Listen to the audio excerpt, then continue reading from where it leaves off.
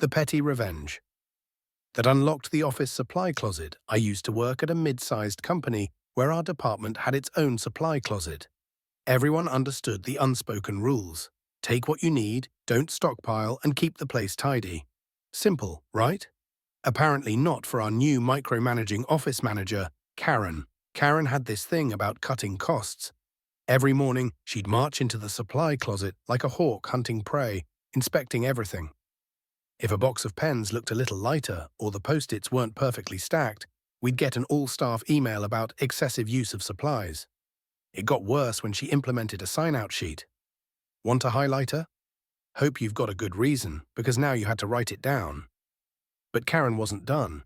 She upped the ante by putting a lock on the supply closet and declared herself the only one with a key.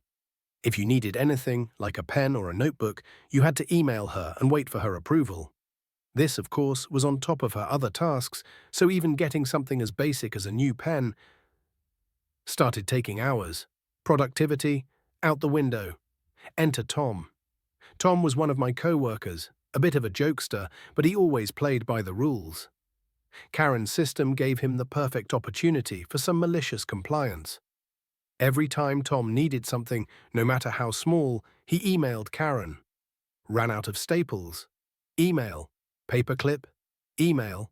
Broken pen. You guessed it, email. Before long, the rest of us joined in. Karen wanted control, so we gave her all the control she could handle. Everyone in the department started flooding her inbox with individual requests for even the tiniest office supplies.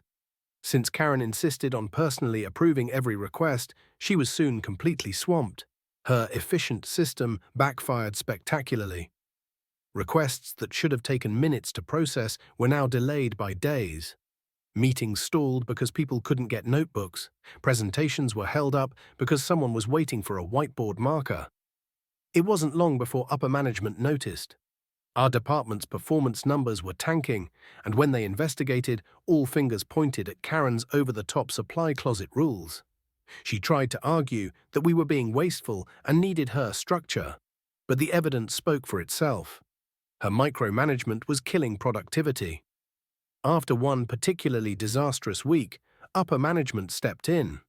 Karen lost her authority over the supply closet, the lock came off, the sign-out sheet disappeared, and we went back to the honor system. Oh, and Karen got a formal reprimand. After that, she kept her head down and stayed out of our way. As for the rest of us, sure, we lost a week of productivity, but watching Karen drown in her own red tape was totally worth it.